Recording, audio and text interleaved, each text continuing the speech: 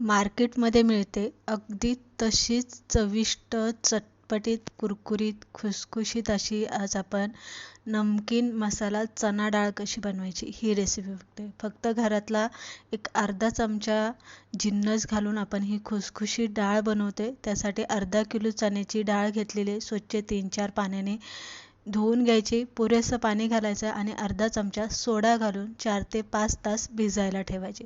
4-5 तासानंतर डाळ आपल्याला इथे धुवून अजिबात घ्यायची नाही, तशीच चाळणीमध्ये निथळून घ्यायची.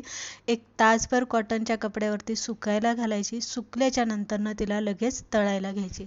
तळताना तेल चांगलं कडकडीत तापलेलं पाहिजे. जर तेल तितकंसं चांगलं तापलेलं नसेल तर डाळ कडक होते, तेलकट होते, खुसखुशीत अजिबात होत नाही. कडकडीत तेलात घालून घेतली की सारखी हलवत राहायची, म्हणजे एकसारखी तळली जाते, खुसखुशीत होते. तेलाच्या बुडबुड्या कमी झाल्या, तेलावरती डाळ अशी तरंगून आली की समजायचं की आपली डाळ परफेक्ट अशी तळली गेलेली.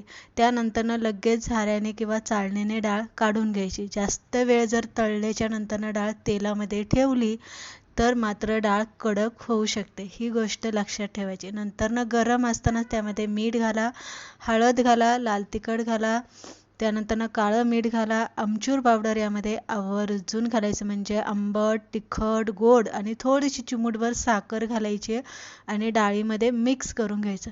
मिक्स केल्याच्या नंतरनं तुम्ही ही डाळ गार झाली एखाद्या काचेच्या बरणीत भरून ठेवू शकता. मुलांना मधल्या वेळेस खायला देऊ शकता.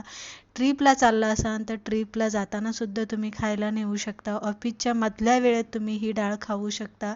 एक महिनाभर तुम्ही इथे तळून ठेवली तरी तिला काहीच होत नाही. अशी कुरकुरीत, चटपटीत आपली नमकीन मसाला चणा डाळ इथे बनवून तयार झाली. रेसिपी आवडली, लाईक